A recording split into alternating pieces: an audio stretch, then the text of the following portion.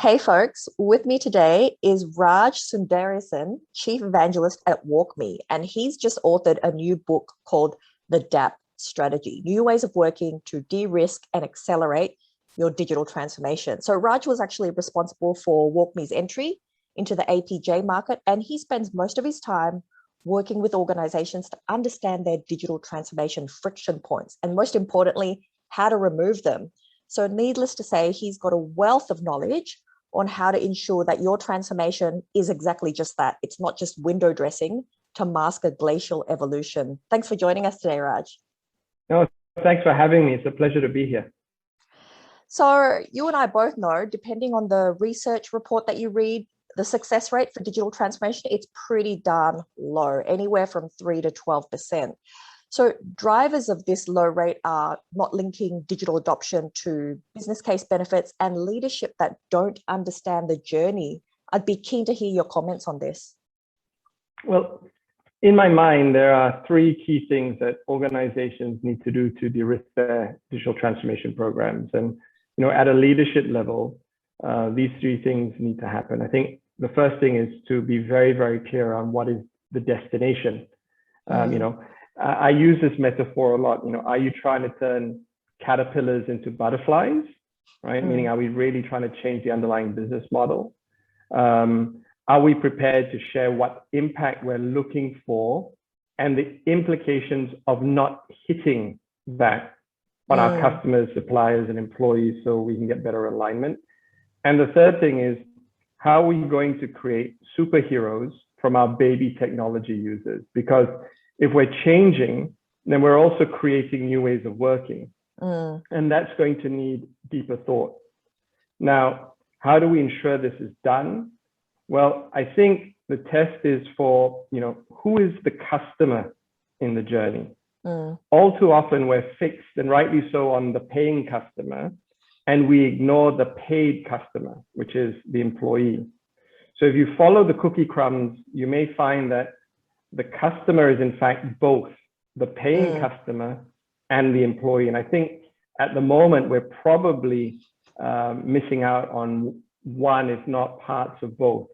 Yeah. So, if I can give you an example, right? It's like, it's when you have a challenge with your credit card, right? And you go online and you're self-serving to try and get that credit card unblocked, for example. Yeah. Right. I'm pretty sure that experience is quite simple and quite seamless. Why? Because that credit card company is trying to make it as easy as possible for you to actually start using the card again. Yeah. Now, that's just the first half of the equation. The second half of the equation is how the technology then interacts with users downstream in the support center to first say, hey, look, there's something to do here. And then guiding them and helping them through that journey to take the friction out of actually unlocking it, and then finally reversing a conversation back to you via email saying, hey, listen, it's done. Now, the front end is quite simple, right? The back end is still where I think we need some work to be done. So I think the second thing is really to ensure who is the customer. So the first being, what is the destination? The second, who is the customer? And the third thing I think that really needs to shift is we need to ensure that digital natives are actually in the leadership of these programs. Yeah. Right? Because all too often, digital migrants are there. And I think they don't know what they don't know. And this typically then means gaps are there in the equation. And whilst you can have, if you can bring digital natives into it, we then have the ability to get, the people who really understand what the problem is to solve. So those are really the three things that I think, we might want to think about differently. Definitely. You need someone there that, like you said, understands the journey that people are going through. Otherwise, you could be aiming for the wrong thing. You could be being taken advantage of by vendors or partners. You don't know unless you really understand that. And so in your book, you talk about the 5 moments a DAP is needed. And for those that don't know, a DAP is a digital adoption platform, and WalkMe actually pioneered this industry. So can you first, what is a DAP, or why do we need it, especially for the larger organizations of today? and tell us about these 5 pit stops that you mentioned. Cool. So I think the first thing is to go back to first principles, and I may I may put you on the spot here, right? So when you think of the word or the phrase "to adopt," what comes to your mind? For me, it's ongoing use and proficiency. Great. And when I posed that to a lot of my customers, they were kind of challenged with it. And when I posed it to myself, I was challenged with it. And and I wrote a book on it, right? So it's not as simple and straightforward as people think. So what I did was I went back to the dictionary, and the Merriam-Webster dictionary basically says to adopt means the conscious decision to choose or to use. Now, I thought that was okay, but I felt, there was something missing from that definition. And when I sat back, I think it missed 4 key words, right? And that was to adopt means to choose or to elect to choose to use, but in a consistent manner. And I think it's those 4 words, in a consistent manner, which are really, really important. So if we start with that as, what does that mean? And then we extrapolate to, what does digital adoption mean? The initial definition, I think, was, the ability for the user to engage with technology seamlessly to get a better outcome. But I think it's now evolved because technology has got a bit better and smarter, so that the definition now may sit to be the technology's ability to engage with the user to help the user execute on a business outcome. So do it consistently, do it in a consistent manner. Now it's the technology doing the work. And then the final thing around the platform is really to think about it being building blocks, like Lego. And each of those bricks representing a different functional layer. And when we start thinking about those functional layers, you suddenly start thinking, hey, there are things that are like a GPS that help guide you, engage you. There is an automation piece. Then underneath it, probably there is an insights or analytic layer where you can start aggregating and visualizing where friction points are. You can start building out process flows where you can start seeing where people are abandoning a process, how long it's taking them between steps, because then what intervention events build, right? Yep. And then overlaying all of that, you probably need what I call a content curation engine or an editor to build the content or those experiences. But it can't be something that you need code with. It needs to be something that a functional user has in their hands and can actually make that impact quick, right? And then where the evolution has happened is you're now seeing an extension platform, almost like a storefront that houses templates, solution accelerators on process that are similar so that time to value is greater. And then, the 2 missing ingredients, which I think are now coming together really, really well, is being able to do all of that, but cross-application. Because and I know that work doesn't happen in the silo of an application, but across a multitude of applications. And then the final piece is in that jigsaw is how you can then leverage machine learning algorithms. So those machine learning algorithms can actually learn how the user is engaging with the application. And by default, the technology becomes more human. And so that to me is what a digital adoption platform is and what it comprises. Does that make sense? It does. As you were talking, you are like the Canva of digital transformation, actually. You don't need coding skills, make it easy to drag and drop. You've got predetermined templates that have been rigorously tested and QA'd, so they work. And then you add the machine learning on top of that. And that's it. And when you have all of that, it allows you to rethink a lot of this stuff, right? And and I think one of the questions is people ask me is why is this a must-have, right? And I said, well, the short answer is because everyone is demanding it now. When you think about your consumer experience, right? It's I want it now, I want it now, I want it now. Yeah. and everybody is demanding the help now. And when we look at it, most organizations equate help now as more technology. I disagree. Battery Ventures put out a paper a while ago, and it said by 2025, over $1 billion would have been spent on technology subscriptions. And when you overlay services on top of that, that becomes over a $3 trillion investment globally, which is kind of crazy, right?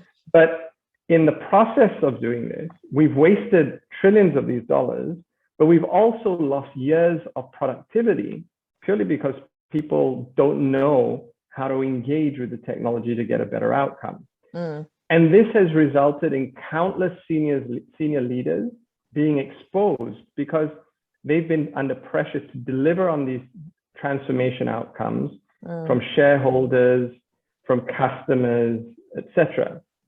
Right? Now, that's one part around why it's a must. But I think the next is, with time, what we've seen is work has become far more complex than we've ever envisioned it to be.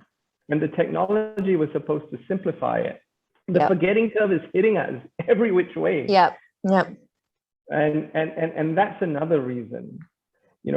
I think leaders need both visibility and the ability to react to simplify work needs right now, especially given the hybrid workplace that's upon us and the impact posed by the great resignation. So I think why? Well, people are demanding it. Two, what we've been doing in the past has just simply failed to get us where we needed to get to. Leaders are exposed, right? Work is getting more complex, right? And we need to find a solution, because if we don't, our employees and our customers are going to walk. So I think those are some very compelling reasons. Yeah. Now, when you start thinking about, the 5 pit stops, well, this is what all the analytics and all the goodness of a digital adoption platform have allowed us to see and learn. And what's clear is that there are very logical points in a transformation journey, and you'll know this better than I, being the rail professional. I'm just stating the obvious. But what I've learned and what I've seen in working with customers, there are 5 logical points in a transformation that if we could do a little bit better and do it a little bit better collectively across the 5 pit stops, it will drive a better outcome. And these are the 5, right? Now, if you've already deployed technology and you're trying to think, what the heck am I doing here? If you deploy a digital adoption platform, the analytics and the insights will start allowing you to understand, hey, when you start aggregating data, are people actually using the technology? How often, how long, where? That in itself is illuminating, because many people just make assumptions around it. Then if you peel back the layer and you start being able to understand where specifically in processes there is friction, immediately now you can start to fix. So I say, before you do anything, find a way to diagnose where the problem is. I think that's the first pit stop. The second pit stop is really rethinking system onboarding, because 2 things have happened in system onboarding. Traditionally, we try and get everybody in a classroom. That was the first thing, and that's not going to happen very often now, given where we are.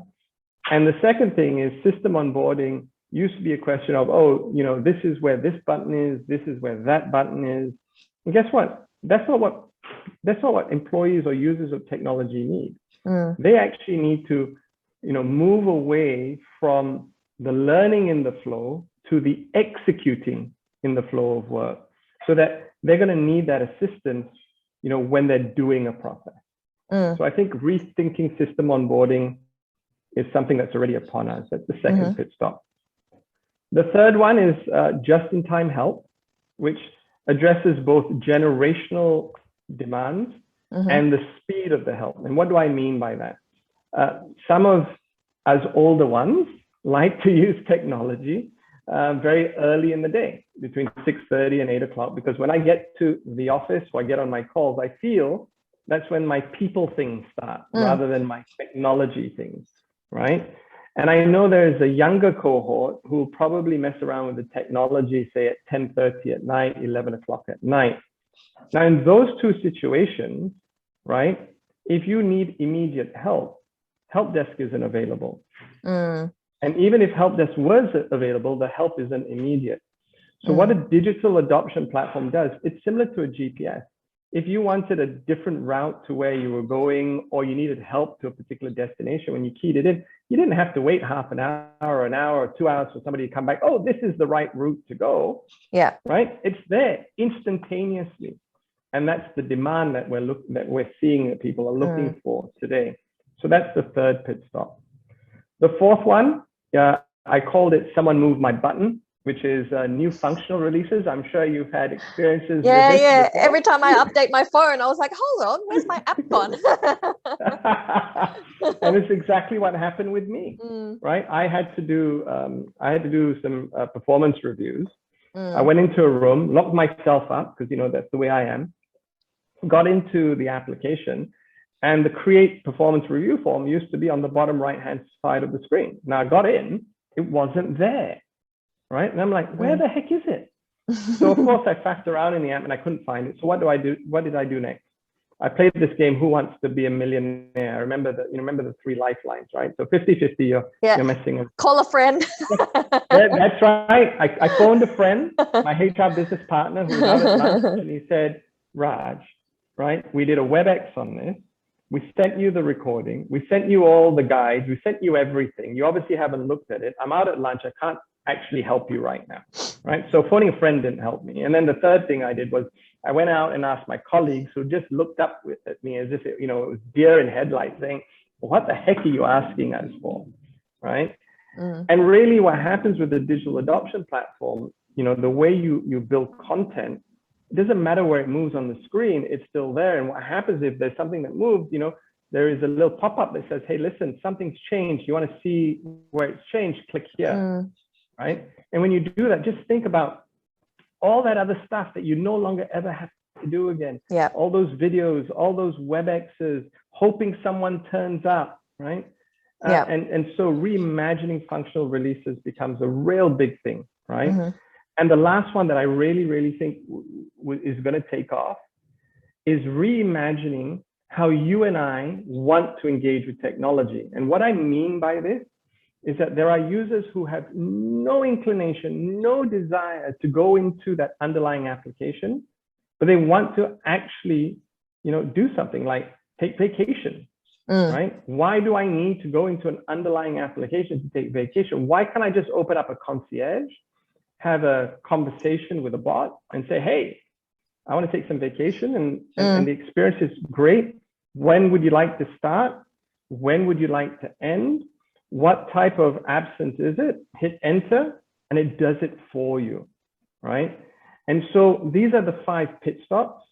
And when you reimagine them, the end goal is to rethink the user design so that you get a better outcome. That's really what the 5 pit stops are about.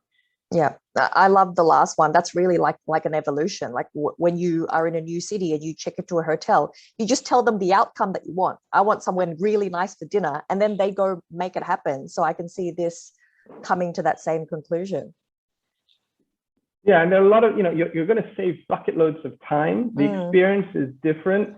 And what's going to happen? You're actually going to be happy using tech. It's not going to be such a frustrating event. So those are the 5 pit stops. Awesome. Well, and if anybody's interested, obviously get a copy of Raj's book. And now the last question, who are the sectors, who are the industries that are actually getting digital transformation right? Why do you think that is? And what can the majority learn from these fast adopters? So I don't think any of them have got it completely right yet. Okay, I don't think any organization, I think there are some who have made big strides. When I look at digital transformations, I come back to that caterpillar butterfly metaphor, and I ask myself if each and every function has evolved to becoming a butterfly. Customer facing application players are leading the way, right? They have relentless focus on the customer because their business models demand it, right? They demand the very best customer experience. Companies like Amazon got this right very early on. The one click to buy button changed the rules for customer experience. And I'm sure you have some that you've engaged with before that, you know, kind of look like this. Yes, definitely. Yeah. The challenge comes when you look across the entire chain, and you will see that more needs to be done around, you know, things like risk, fraud, cost to serve, cost to support, right? And good digital puts the customer first. So you need, you know, you need to appreciate that there are different parts of the journey where the customer is different, and you need to solve for that, right? This is where orgs need to start thinking about how they reimagine different parts of the chain, from the buyer to the supplier to the platform user to the employee, and where the merging of both customer and employee experience comes together is where the real magic happens. So where do I think we are today? I think, you know, customer experience is really, really firmly on the agenda. And I think a lot of terrific organizations, I think, you know, like you shared in the past around Nespresso and things like those, they've done really, really good jobs there. I think employee experience has a little way to go, but I think both need to come together because they tie very closely with financial and operational outcomes, which leaders are really looking for, right? And, you know, I look at a company like Lemonade. I'm not sure if you're familiar with Lemonade. Never heard of it. No. Never heard? You know, some people think maybe they're a fruit vendor or a drinks vendor. They're actually an insurer. They're actually an insurer. They're an insurance provider in the US. And they went back and reimagined the entire journey that people go through, right? And, you know, buying insurance is easy. What's the hard part? The hard part is actually making a claim. There you go. Yeah. Oh my God, the form is like 10 pages long. You need all these receipts and translation and yeah. Try making an international claim. What a headache. Okay, tell me more. Guess how long it takes you to make a claim on Lemonade? Say you go to a cafe, you put your laptop down, whatever happens, the laptop disappears, right? You've insured the laptop with Lemonade. Guess how long it takes to make a claim? 5 minutes. She's thinking, try 1 minute. Because literally all you do is open up on the app, right, where that particular insurance policy piece you have, click on the link, take a photo of where you are, document the time, explain where it is, enter, it's done. It's done, right? Now, and by doing this, these guys were able to do what it took Geico and all the traditional insurers, right, decades to do. So it took these traditional insurers between 22 and 43 years to get 1 million customers, okay? It took Lemonade 5 years to do the same thing. Why? Wow. Because they rethought customer and employee experience, took as much friction out of the equation. And guess what? Everybody is voting big time. Now, voting with their wallets. Absolutely. They've now just got pet insurance added to it. I don't know what else is coming, but I'm looking forward for them coming to Singapore because I'll be signing up. I'll sign up too.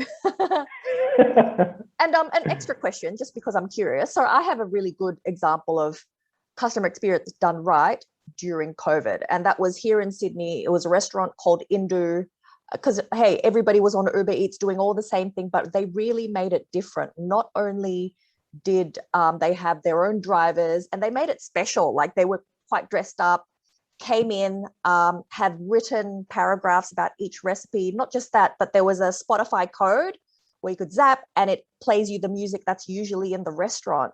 Very, very creative. And now, because of that experience, I'm going to go to the in-person experience, because I've actually never been there. So do you have an example of an organization like that that's kind of done something a bit out of the ordinary to embrace digital in this COVID time? So I have and they'll remain nameless because they've asked me not to comment publicly, but I have an organization who's actually rethinking how to change the whole experience for people coming back to the office. So what you've just described is a consumer version of that. They gave you such a great home experience that you are now prepared to go into a physical location for that experience. And so, you know, in light of the hybrid workplace, in light with the Great Resignation, organizations now looking at, this particular organization is looking at how they rethink the employee experience of coming to work. It shouldn't be, you know, in the old days, it was we had to go, right? Now it's a question of how do you make it we want to go, and you don't want it to be based on, you know, fear of missing out. So what they're doing is they're recreating or rethinking what that employee, the day in the life of that employee was during COVID, whether it was dry cleaning, whether it was the creche for the kids, whether it was not having, you know, buying food. So in this case, you didn't have to do it. So they're almost rethinking the workplace to be like a super app, right? And what then happens is they're creating an environment where people are saying, well, I want to go there because it adds enough value to my life, to my world, right? And at the same time, the organization is going to get a better re-energized